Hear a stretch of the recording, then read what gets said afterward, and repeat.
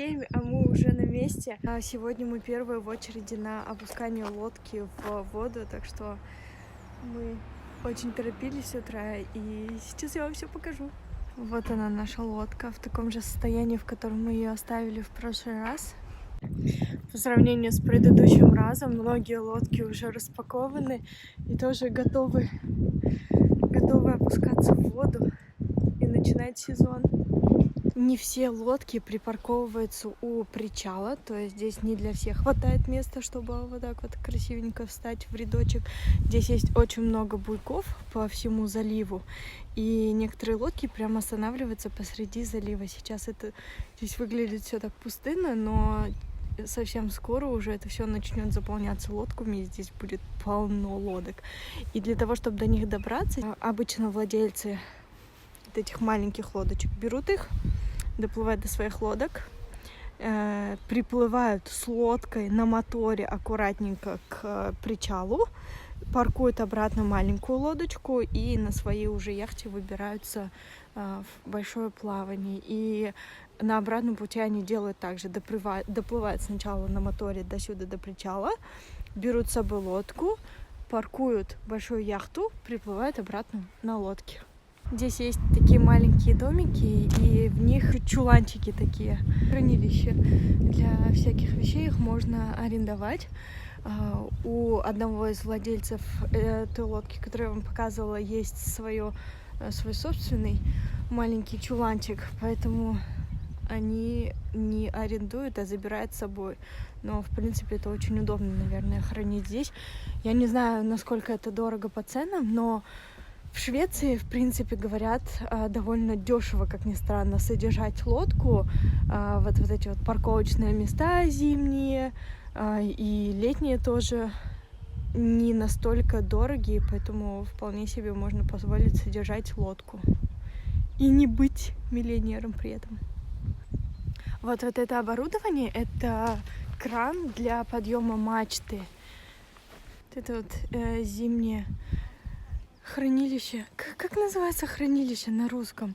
В общем, storage для мачт. Они все тоже арендуют места, кладут свои мачты. Потом, после того, как лодку уже опускают на воду, специально вот этим вот краном они забирают мачту и паркуют ее на лодку.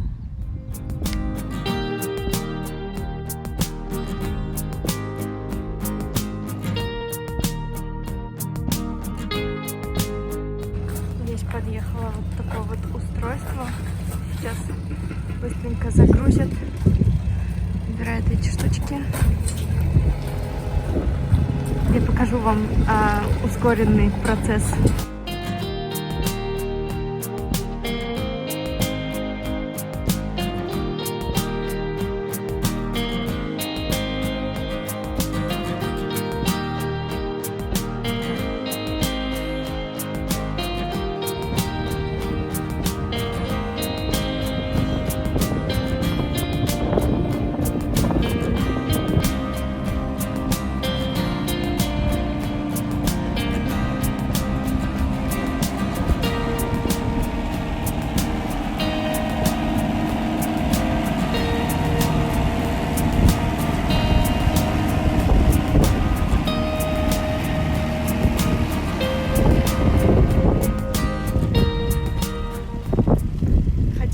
Радиоуправляемую машинку себе. Круто, да? Прогуливаясь по другой гавани, я увидела еще несколько устройств для опускания лодок в воду и решила их заснять для вас тоже. Сейчас для полноты картинки покажу все, что сняла. На берегу стоит вот такой вот гигантский кран, он где-то метров 15-20 высотой.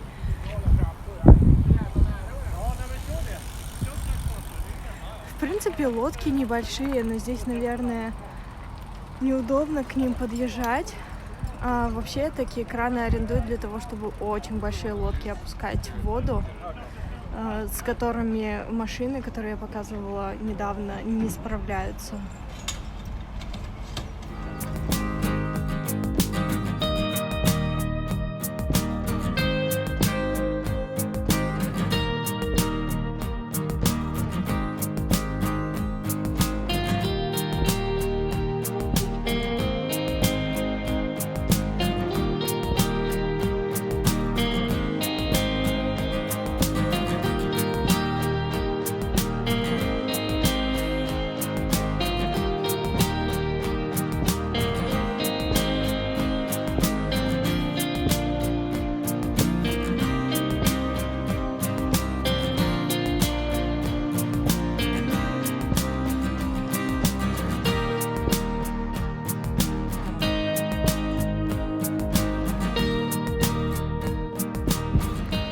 Причал, на котором мы сейчас находимся, намного больше, чем предыдущий, и здесь очень много разных таких интересных установок для выполнения различных задач с лодками. Вот это вот, например, установка, как мы поняли, опускается в воду,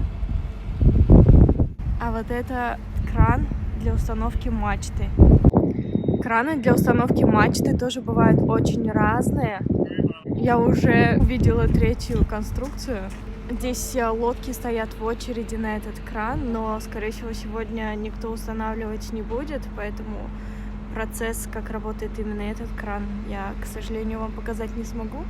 Но, в принципе, они все по одинаковому принципу работают.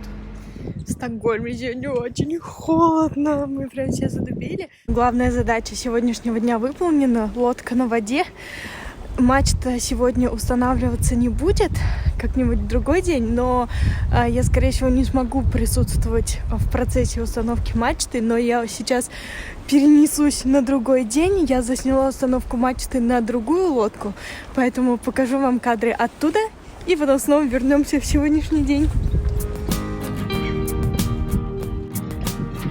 Подготовка лодок к сезону, к плавательному сезону 2021 идет полным ходом. Я сегодня на другом причале, и, как я выяснила, видите, здесь уже все лодки стоят с мачтами. Оказывается, у каждого причала есть свои правила по поводу того, оставляют ли они на зиму лодки с мачтами или их надо обязательно снимать. Конечно же, намного удобнее оставлять лодки с мачтами. Это не приходится ждать очереди на кран, снимать их, где-то хранить, и очень много времени экономится, но это опасно, потому что если будут штормовые ветра, то если одна лодка подшатнется и упадет, то эффектом домино затронет прямо все лодки. А на этом причале очень много крутых, больших, фэнси, модных лодок. Посмотрите, какая вот эта вот красотка.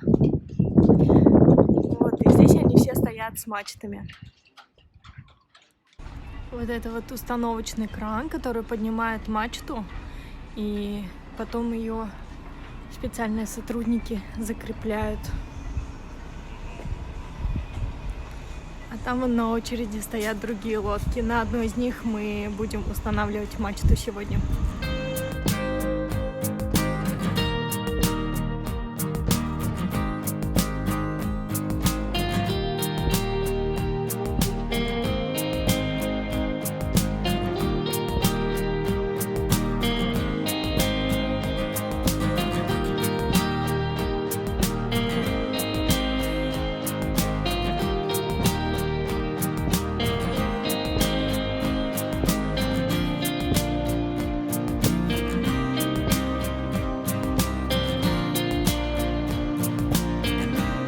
На этой пристани кран выглядит немножко по-другому. Еще собирают мачты.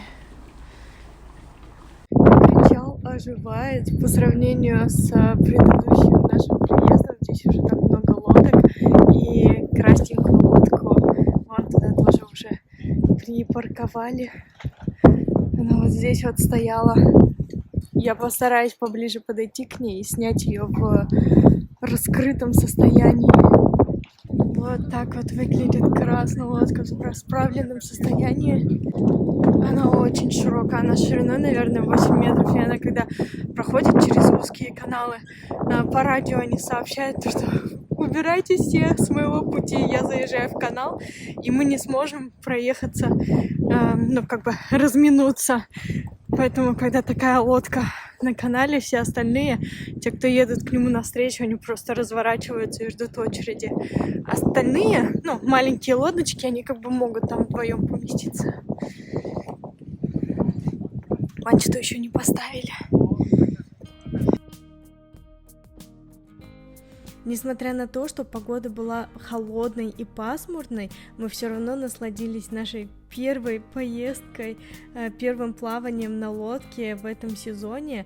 Мачта на нашу лодку еще не установлена. Мы отправились на небольшое плавание вокруг гавани для того, чтобы разогреть мотор, который стоял без дела всю зиму. и для того, чтобы масло разогналось по всем механизмам и убедиться, что нету нигде никаких протечек. Я обожаю виды, которые открываются с лодки на берега. Мы проплывали через очень узкие каналы. Ну все, не буду вас больше отвлекать своими разговорчиками. Наслаждайтесь красотой. До встречи в новых видео. У меня еще много интересной информации и красивой природы для вас.